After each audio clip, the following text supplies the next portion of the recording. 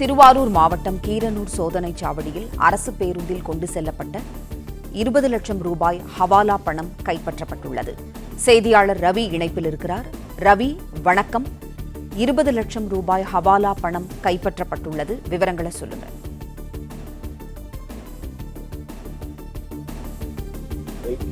கீரனூர் சோதனை சாவடி போன்றவற்றில் வழக்கமாக காவல்துறையினர் பாண்டிச்சேரி மற்றும் காரைக்காலிலிருந்து கடத்தி வரப்படும் வெளிநாட்டு, அதாவது வெளிமாநில மதுபானங்களிலிருந்து சோதனை ஈடுபடுவது வழக்கம். அந்த வகையில கீரனூர் சோதனை சாவடியில நேற்று பேரளம் காவல் நிலைய ஆய்வாளர் சுகுணா சோதனையில் ஈடுபட்டிருந்தார். அப்போது பாண்டிச்சேரி மதுபாட்டிகள் கடத்தி வரப்படுகிறார் என்பது குறித்து சோதனையில் ஈடுபட்ட போது திருவாரூர் மயிலாடுதுறை நோக்கி அரசு பேருந்து ஒன்று சென்று வருது. அந்த பேருந்தில் சோதனை செய்த போது ஒரு நபர் வைத்திருந்த அந்த பேக்கில் எடுத்து பார்த்தபோது அந்த பேக்கில் கட்டுக்கட்டாக பணம் 20 லட்சம் ரூபாய் இருந்து தெரிய வந்தது.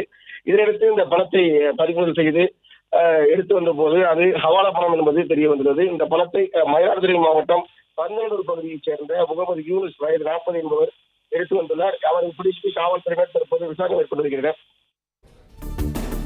நன்றி ரவி, தகவல்களுக்கு நன்றி. பிளே ஸ்டோர் மற்றும் ஆப் ஸ்டோரில் இருந்து பாலிமர் செயலியை QR கோடு மூலம் பதிவிறக்கம் செய்யுங்கள். செய்திகளை உடனுக்குடன் பெறுங்கள்.